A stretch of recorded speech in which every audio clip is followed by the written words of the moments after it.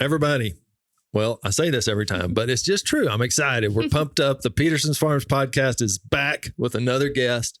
Paige Murray has joined the show. She is so kind to come on and tell us her story. We're here to amplify her story. She's up to all kinds of cool things. One of them being a mother. I think a lot of you out there listening can relate to that.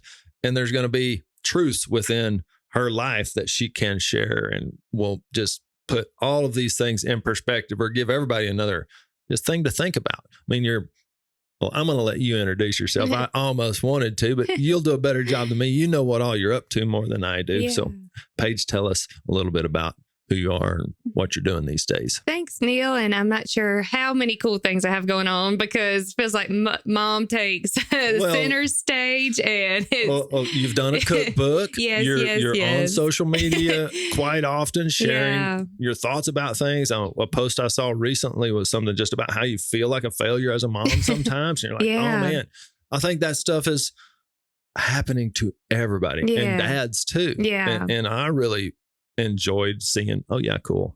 I know that. I think everybody knows we're not really any different. We're all fighting the same battles, but you lose track of that. Yeah. So I have a 3.5-year-old daughter. And so that's kind of taken, first priority and takes up most of my time. And it's the most fulfilling, purposeful job I've ever had. Yeah. And so let's see, I'm Paige and I'm married to Ty Murray, and that's how we met. You come out for the branding every year, right. and you and Ty are good cowboy friends that work together. And so that's how Neil and I met. But I'm from South Carolina. I grew up there in a small town. And let's see, after I majored in animal science at Clemson University. And then after graduation, I got a job offer with NASCAR for Miss Sprint Cup. So I traveled a good bit on the NASCAR circuit. Loved that job. And shortly after that, I worked at a hunting and fishing outfitter, kind of as their brand ambassador. And then, lived in Minnesota for a year. I want to jump in. Yeah. So when has food... we are kind of centering this storytelling or these conversations around Peterson's. It kind of is what brings all these guests together. I'm curious, has food always been important to you? Is it today? Well, yeah, let's see. I grew up, I've always loved to eat, and food is my passion, I guess. But growing up, it was just Southern food, and I just love to eat. Our whole family does. When we go somewhere, Ty says we're like a pack of wolves. Don't let the Duke girls go first in line at the buffet. There won't be anything left. But I, just grew up loving Southern food. And I was very active in all kind of sports. And then after graduation, I became a little more passionate about nutrition. Yeah. See, that's a great way to put it. There's a difference. Yep. There's a different thought process behind food and then nutrition. Yeah. And I never had to watch what I was eating. I never had to watch my weight or anything or what I was eating growing up because I guess I was just so active. So after graduation, working in the public eye, I realized, I got to stay fit. And so it first became like an aesthetic point of view. Well, I got to eat healthy.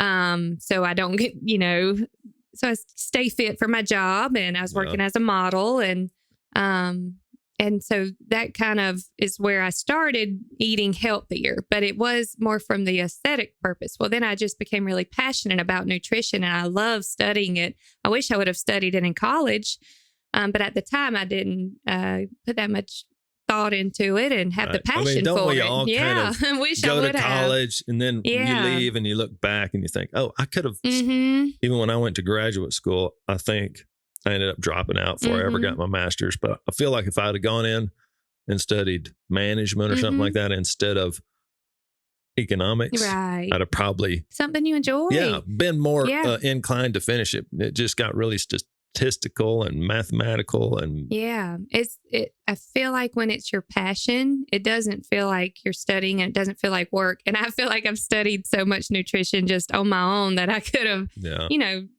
passed and got my nutrition degree. Can I just take a test somewhere? Because I probably know the information. And so then it became about, wow, this is really interesting how food affects your body. And I just wanted to find what worked best for me, and I didn't want to fall for all the fad diets. That's pretty rampant in the model industry. It's like eat as little as you can. How much can you get by on? Talk about that a little bit. I mean, you're talking about, we'll just say it. You need to stay skinny to be a model, right? And I don't know if that's right. And maybe it's changing some, because you'll see a lot of new body shapes in the model, in the ads these days, which I think is good. Raising 3 daughters, I think about that. I worry about that. They have different body types. They just do, like everybody does. We're all kind of special. So I don't like the idea of putting one special one on a pedestal, like, oh, now everybody needs to match. I don't know. Kate Moss is the one that comes to mind. But did you find that culture to be pretty high pressure on that front? What'd you learn? I think it can be, depending on your goals. And you're right. There's a body positive movement going on now, and more. There's a representation of all body types now in the modeling industry that represents more of America in the whole. But I never had the goal of being like a high fashion runway model. Yeah. And I was. And it was the same with like my accent when I would do on-air television network. Like I didn't want to change who I was. And so I was more cast.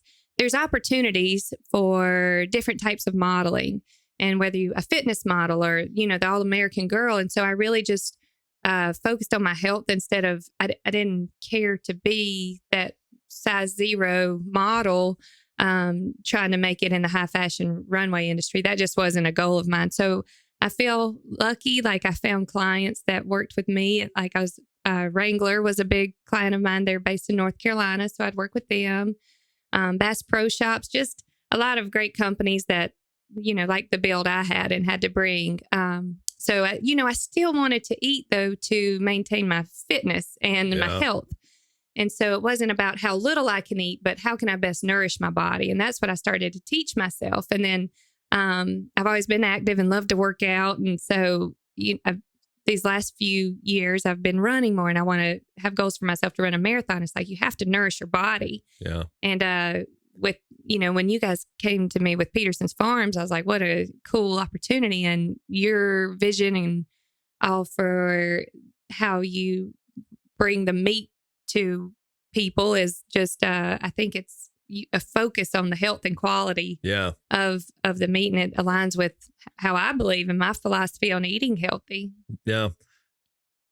I think it's going to work with some people. Some people aren't, we can't solve everybody's desires, or with our products, we're not going to be the answer for everybody, but there's a group of people that are thinking about, hey, I want to run a marathon. Mm-hmm. Okay, cool. If I'm going to bother eating, I should eat the best stuff I can. That's going to really be bioavailable to my body and be able to repair that training. So what is your training like? Okay, you're going to run a marathon. Look, folks, you got to go Google Paige Murray. You'll find her on Instagram. You can follow her. You can check out all the things. You're posting just about races you run, 5Ks, running groups you're in, stuff you're doing with your daughter. If your goal is a marathon, tell us a little bit about how you're approaching that. There's some information there that, what if I wanted to run one someday? Yeah. Well, the running kind of started. So after I had Oakley, my little girl, I had to adapt my workout routine to be able to do something when I had her. And so running became something I could do on the ranch and push her in the jogging stroller. So I kind of still had my alone time, because she was content in her stroller, but I was still with her. And so, I nursed for a year, and I couldn't be away from her long, but I didn't, because I hated that, and I couldn't really do it. Yeah. And so I had to be with her. And so that became how I'd work out with her. And I entered my first 5K when she was probably about a year old, and I pushed her in it. And I surprised myself with my time. I was expecting to run like a 27, 28 minute race. And it was like 22:06. And I was like, wow, I can't believe how great I did. And I was so sore for the whole week after. I felt like I got hit by a train, but I was like, I miss this competition. Yeah. I miss what that brings out of me. And it pushes me to try harder and be my best. That's right. So, competitive nature. Yeah, everybody, I would argue everybody has a little competitive nature about them. And if you don't get to scratch that itch, it's feels like a little something's missing in your life. So that's cool how you found that. You said another thing that piqued my interest. You got to have your alone time. I'm thinking other moms, most people think, or I would think alone time means like relax. Well, some people find that relaxation in the toil of training. Yes, So that's cool. I think I refer to that as like active relaxation, where I'm still doing something that feels productive, but my mind gets a break. And that's what cooking does for me too. I really enjoy that. And it's fulfilling to me, but it's still relaxing. And so after I entered that race, I was like, I don't think I can run any faster than that. And I just kind of, after that, I just would run with her for fun. And it took me 2 years until this last July. I was like, I miss racing. Like, I want to do that again. Yeah. So I entered again, and I was like, I started to fall in love with the incremental progress I could see from my times. And it was like something I could work toward and see progress and the result of my hard work. Yeah. Because as you know, being a parent, you don't always, it doesn't always feel fulfilling. It doesn't, not fulfilling isn't the word, but it doesn't always feel like you are making progress or that you can be proud of yourself all the time. And so with running, it was like putting in the work, I can see the progress, and it made me feel proud. And so I decided, I entered a half marathon, the Cowtown in Fort Worth, and I did better than I expected. And then my marathon's coming up in October. I want to run the Marathon to Marathon because we love Big Bend, Texas. Okay. So it's in Marathon. And so my training, I have to be realistic with the time that I have as a mom. I don't want to take away from any other aspects of my life. I want running to add to it. And marathon training can be grueling. I mean, I think it's 6 miles one day, 12 miles. You're working yourself up. That's 24 miles. Yes. So my goal is just to devote what I can to my training and have quality training sessions. And it's usually 2 days of speed work. And I do that. She goes to a WE school on Tuesdays and Thursdays. So those days I devote to my harder training. Yeah. And on the other days, it's runs that a long run or easy runs, because a lot of your run, it's supposed to be like an 80-20 rule, 80% in your easy zone, and then 20% you push yourself. So I can do that training with her, or do a long run on the weekend and take her to her grandma's or something. And so I don't really have a time goal for my marathon. I just really want to finish it. Yeah. And then you'll find the competition on the trail. Yeah. I'm sure I'll push myself. Yeah, well, it's but kind I just of fun. Want to see what it's I kind can of do. Part of doing it with others. Yeah. Like, now you pick out that guy or girl and go chase them. Yeah. That's, at least for me, that's true. And I think it works in business. Chrissy, which is Cody's wife, she's ran, I don't know, several marathons. She got really into it. It's grueling. It's tough on the body. I mean, she did. She lost toenails. I mean, there's just so much running. It beats your feet up. It's tough. Yeah. And we'll see if I even like it. And if I don't, I'll stick to the shorter races. I'll see where, but there'll be a season in my life when I can devote more time to marathon training and have a goal time in mind. But right now I just want to finish and be proud of the effort that I did and know I gave everything I could with the time I had. Right.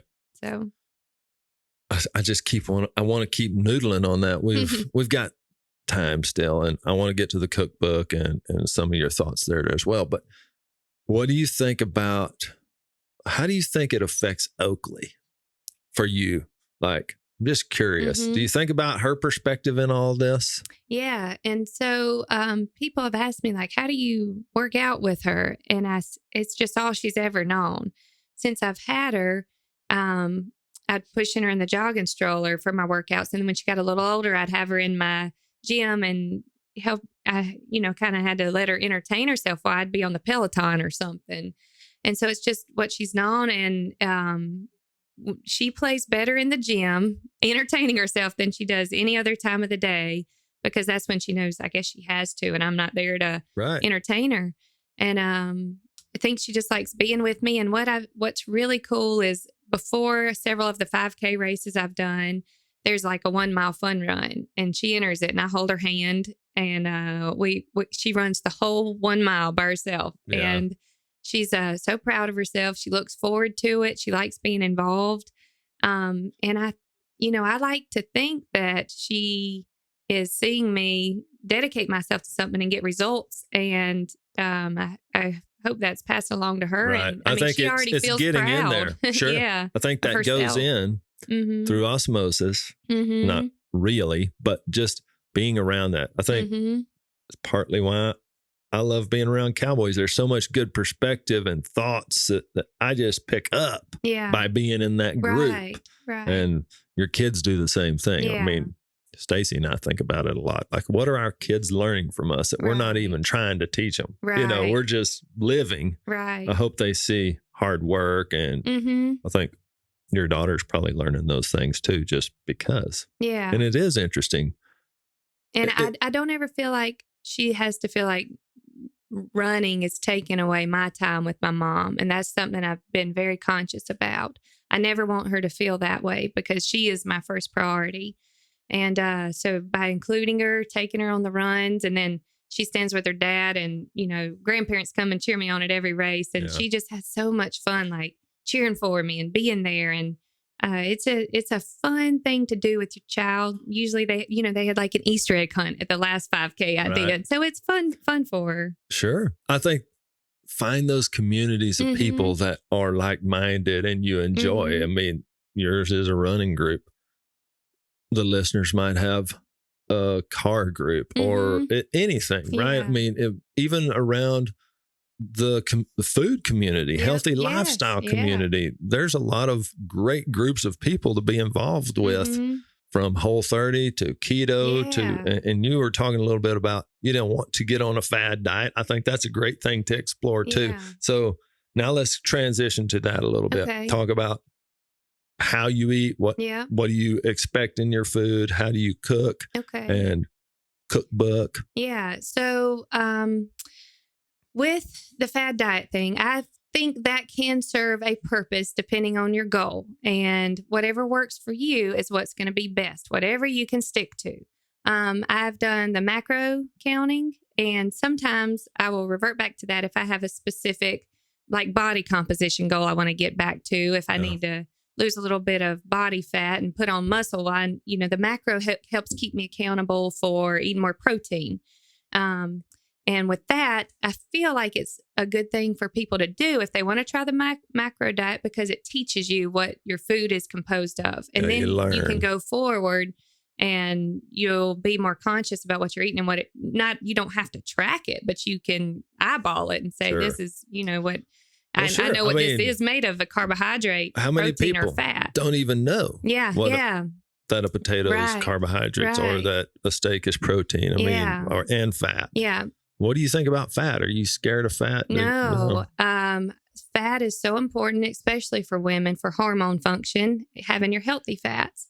So the way I eat is I am big on whole grains, healthy fats, fruits and vegetables, and I would say lean meats. That's just what I like. But I mean, even a steak that's a ribeye or something has its place in your diet in moderation. And so it's not always lean proteins, but, high protein. So, and I try to eat more. I guess what I just listed are foods in there.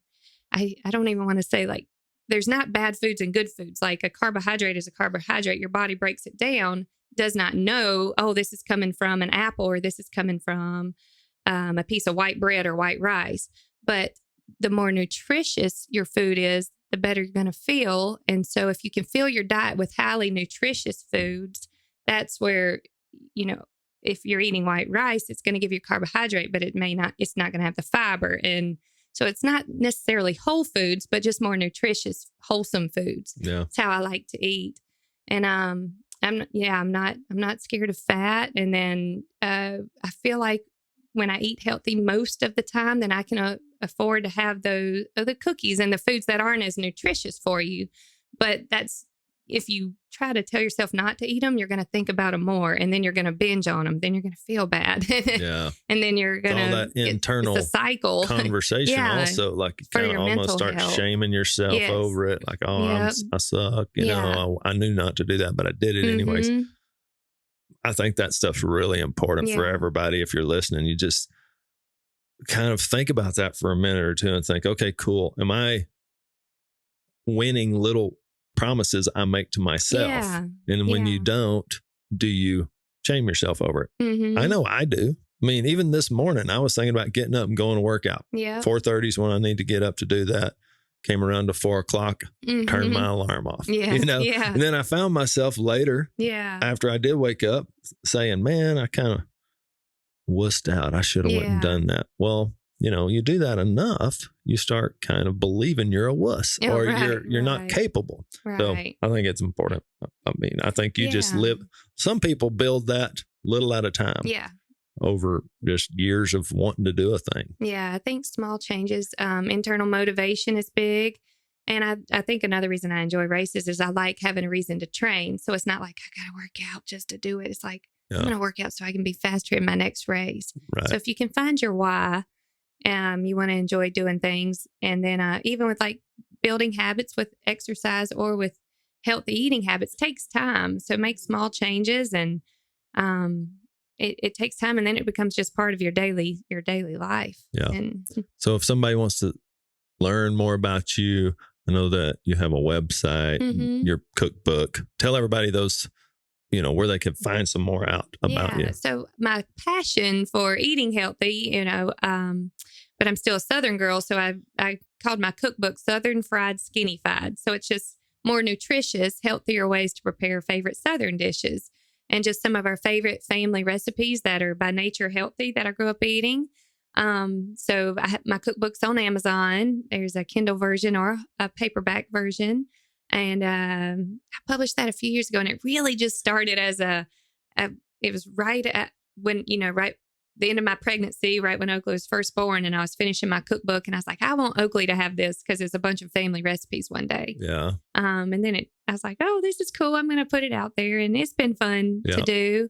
And then I have a blog called bootsandbiscuits.com where I share recipes, more indulgent, and then also healthier recipe options, and ranch life on the ranch with Ty, our daily life. And did you grow up on a ranch? No, I didn't. Okay, so is that kind of all new? Yes, but it was always a dream of mine. I've always loved horses, and I majored in animal science and equine business. I just grew up in a small town, so just a Southern girl that my grandma got me in horse riding lessons, and I loved it. But I absolutely love ranch life, and I've really taken to it and appreciate it. And it's just like a piece of heaven being out there on the ranch to me. It is. Well, so it's fun to share that life because you maybe in Stephenville, Comanche, everyone kind of lives similar lives. But when you go out of our town, like our life is so different and removed from other people's lives. Like when I go work on modeling shoots and stuff, people are just amazed by it. And it's fun to share it with people because it is like a old-fashioned way of life that many people don't live now. Sure. So it's fun to share. I love what you're saying because I eat animal protein, and it never occurred to me. I mean, until I got into the business world, till we started working within communities where you would bump into vegans, vegetarians, people that had a real aversion to eating animal protein. It never occurred to me that how could anybody not do that? So it is real different. My experience of growing up and eating cattle that we raised is so far removed from what anybody, I say anybody, a lot of people experience. Most of the country. Yeah, as a reality. So if we don't tell these kind of stories, you on your blog, us on this podcast and webinars, however we try to get that word out, how will they have a reference? They can only conversate with those people they have access to. And if that whole group had no experience with it, they don't get the full picture. That's why I need to listen to other podcasts of people that were skateboard fanatics. And so I have a little bit of an understanding of that culture and their thought process. Okay. So now the country lifestyle and Ty's a horsemanship mentor of mine. Him and his dad, they both just really taught me a lot. Yeah. So now you're on social media. Do you treat that like a job? Do you think about it like a job? How do you really think about it? I don't really treat it as a job because just, again, like being a mom is forefront of my life right now. And I don't have to, I love being a stay-at-home mom with her. And so I treat social media as when I can, I love to share what I can. but I can't treat it like a job because I don't want to. I could have the time, but I don't want to devote that time to treating it as a job. Have you in your life every ever, day. like, have you ever kind of treated it that way? Yeah, yes. I guess in my 20s, when I was working as brand ambassadors and just working with a lot of different companies, I treated it more like a job when I had time. Just for those who have never done that. Yeah. Yeah. Is that actually, what does it feel like to think about social media? I have a thought process or I have an idea what you're going to say, but I don't want to lead you. Yes. When you're doing, let's say you're treating it like that. What's that like? Is it easy? No, it's not easy. But I've always just tried to be very authentic and just share my life and who I am. And I think that's what connects people. That's sharing that story of sometimes feeling like a failure as a mom and crying at the end of the day. People can relate to that. And I think people crave that authenticity and feeling like they aren't alone in the world. So I've always just tried to be very authentic on there. The more followers you get, the more eyes that see it. I've found that when you reach a wider audience of people that don't know you and haven't followed you for a while, don't know you as a person, you do have to be more careful and thoughtful with your words. So that's hard in it. As I don't want to offend anybody. I want to express myself in a way that people can relate to me or have a different opinion, but feel safe to express that too. Right. Yes. And so I try to just be more careful with what I'm posting or thoughtful in what I'm posting as I start reaching more people. So tell us, I'm curious. I want to explore. We just had the Kentucky Derby. Yes. Rich Strike made a huge comeback victory as an 80-1 long shot, which was exhilarating, amazing. Yes. And so afterwards, the Outriders this whole scenario has made horse racing front of mind in a lot of ways. It's been huge. Yeah. It's highlighted a big win. It's also talking about, okay, cool. Are there things we can do maybe with horsemanship inside this industry that could be better? You and Ty are sharing some posts and thoughts about it. Not everybody's agreeing with what. So what's that like? Yeah. So I feel he was so courageous in sharing this, and horsemanship is his passion. And he's devoted, 30 something years of his life since he was in his 20s to learning horsemanship. Because he said he didn't have happy horses and he could make his horses do anything, but they didn't like him and he couldn't catch them. Yeah. And so he knew there was a better way. And Ty really has a heart for animals. And so, he opened up and he shared that, this was a lack of horsemanship. I shouldn't say horsemanship. There's different types of horsemanship even. Traditional horsemanship, is what most people know and it's been passed down. And a lot of that is based on restraint or fear and manipulation to get your horse to do the behaviors you desire. And there's a new thought of horsemanship that you can be gentler, not like here, give care, give them a carrot. I think you can paint it like just thinking about parenting, yes, like accountability, just like a child, understanding a horse's nature, setting boundaries, understanding how they think. Yes, understanding a horse's nature is what Ty is so passionate about. And so he shared his thoughts on that. And I think people became offended because one, they thought he was singling out the race industry, which he's not, because he's done so many speeches and presentations on horsemanship in all disciplines. He's just an advocate for the horse in general because he feels like the horse never has a voice.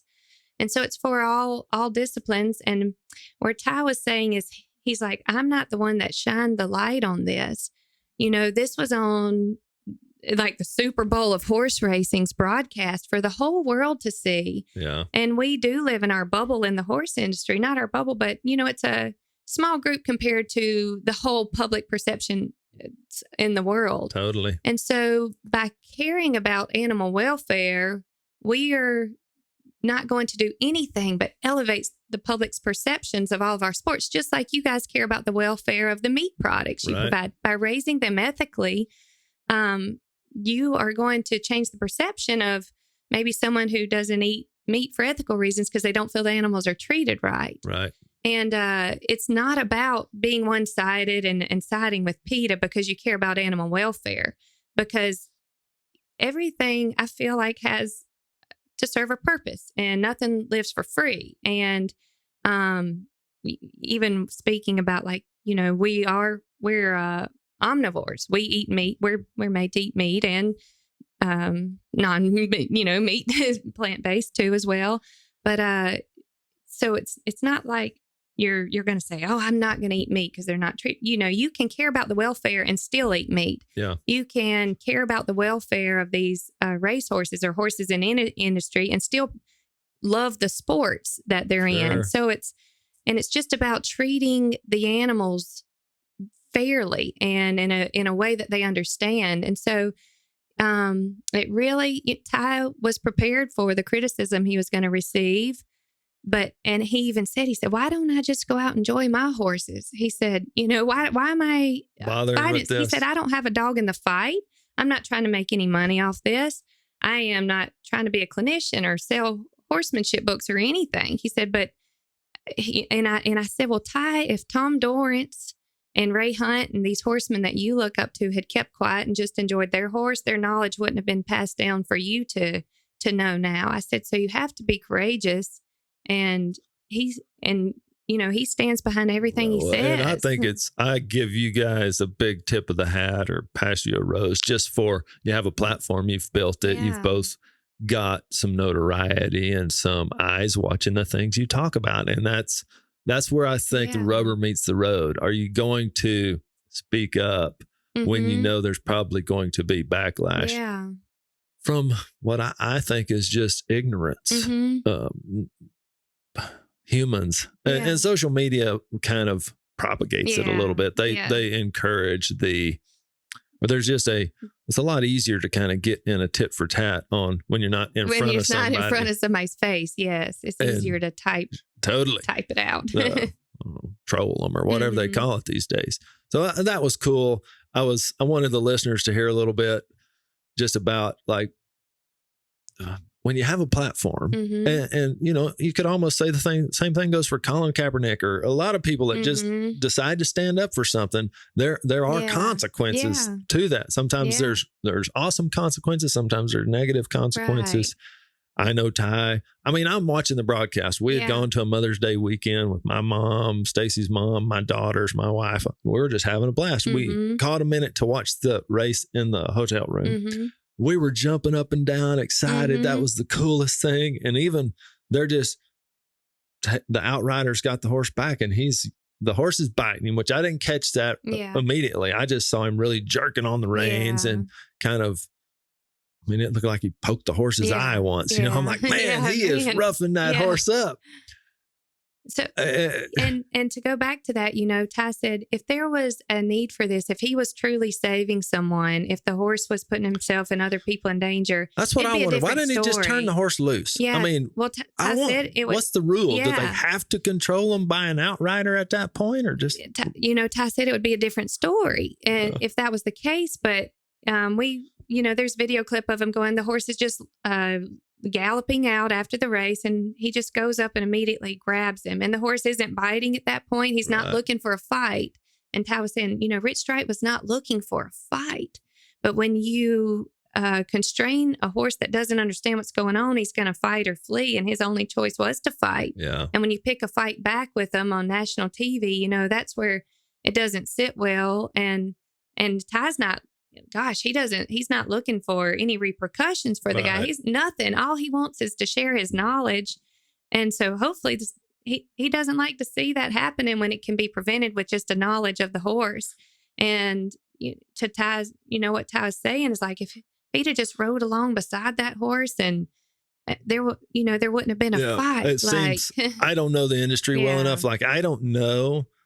The question in my mind is, I don't know why. Why does the guy not just turn him loose when all that starts happening? I mean, is he fixing to run off? Well, Ty was saying he just ran a mile and a quarter, his guts out. He's not going to run off. He's tired. He's not going to go eat people. He's not a lion. He started fighting back when there was a fight. And he's not he's not going to go eat and attack people. And I don't know. It's curious to me why every single one of them probably had an outrider coming up to catch the horse. It's no, if you watch, all the other horses are just happily loafing along peacefully. And he's like, he's just trying to help him go back to the winner's circle or something. I don't know. Anyways, it's an interesting thing. Y'all should watch the race. It's an awesome race. It was. And I think there's probably clips of this whole scenario playing out if you go check it out, because it's getting lots of attention from the race industry, from the horse industry, from just people watching. You'll hear, it's just crazy. And I'm sure you two know, is like, as we're in the animal industry, you from the meat side of it and providing a product, us from the sports side of it, like we're under a microscope already. Yeah. And to our point is like caring about the animal's welfare is not going to do anything but help our industries survive and thrive. Well, and that outrider, look, he took a horse bite to the leg. Ty if you've never been bit by a horse, that hurts. Ty said he appreciates his grit and toughness, and he hung in there, and he said he cowboyed up and did it. He said, but the fight didn't need to happen. Is where he's coming from. Well, it's also part of transparency, right? I mean, I'm almost glad it did happen, because if the camera would have cut away real quick, like, we don't want the world to see that, then now everybody knows the industry's hiding a little dirty secret. I mean, it's part of what Peterson's is trying to do with these podcasts. Yeah. We just look, there are things that we disagree with, like, and just even eating animals is one of those things that people won't understand. We're just trying to put it all out in front of everybody. Like, hey, here's the truth. Right. If we are wrong, we don't know it. There's certainly things we still have to get better at. I mean, Ty even taught me that. Like in horsemanship, there's no finish line. Right, you're never you're perfect. Always learning. You're always, and you're dealing with a different personality in each horse, and even yourself on different days when you might have had a bad day. So all those things really tie kind of cool together within Peterson's products, our animals that we raise, the things that you do with Ty. I think as his wife, that's kind of a cool thing you're doing, is just like, you're right there to take the fall out too, whatever it might be, or the win. I mean, that's a cool partnership, even in that way. Yeah. We always support each other, and it's not just support him because he's my husband. Like when you know somebody that well, and he's such a man of integrity, and I know everything he's doing is just because he cares about the horse. Yeah. All right. This has been a fun conversation, great conversation. I hope everybody listening really understands. We know your time is not free. Like, everybody's time is a thing you never get back. So this 30 minutes, 40 minutes, whatever we've been together talking, I hope you found value in it. I hope you now follow Paige. You get to know her. If she's a person that speaks your language, now you're in her community. You have a chance to be a part of that community. And if not, then listen to the next episode. That person might be better. I mean, really, that's what it's all about. Finding those people. Yeah. It is. Awesome. Thank you so much for being here. Anything you want to say that I've forgotten, just want to tell people to pay attention to if we haven't touched on it? No, thanks for having me on. And I enjoyed talking with you. All right. Good deal.